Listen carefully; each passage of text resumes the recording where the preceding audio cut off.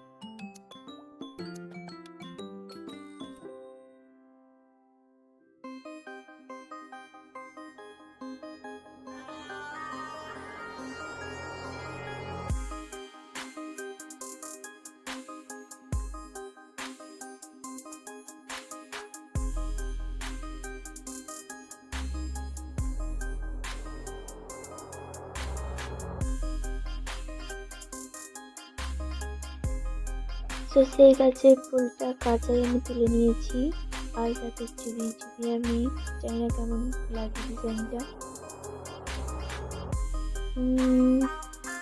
ঠিকঠাকই লাগছে, পুরোটা করার পর কেমন লাগে। আরে না, সত্যি করেছি ডিজাইনটা খুব খারাপ না, বাট ভালো, পায়ে পরে ভালো লাগছে। তো লাস্ট অব্দি কেমন লাগবে তোমরা জানিয়ে ডিজাইনটা। আমার তো বেশ ভালোই লাগছে। Wow, nice.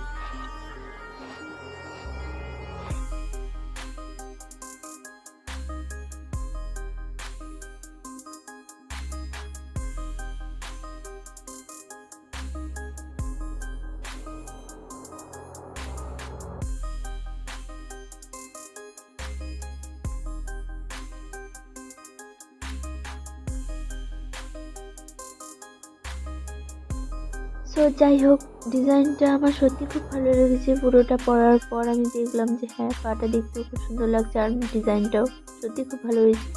যেহেতু আমি স্নান করার পরই আলতাটা পরেছি আর পায়ে তেল দেওয়া ছিল, তাই একটু আলতাটা ঘেটে গেছে। যেহেতু তেলের সাথে একটু আলতাটা পড়তে সত্যিই ঘেটে যায়, তো এটা আমার ভুল।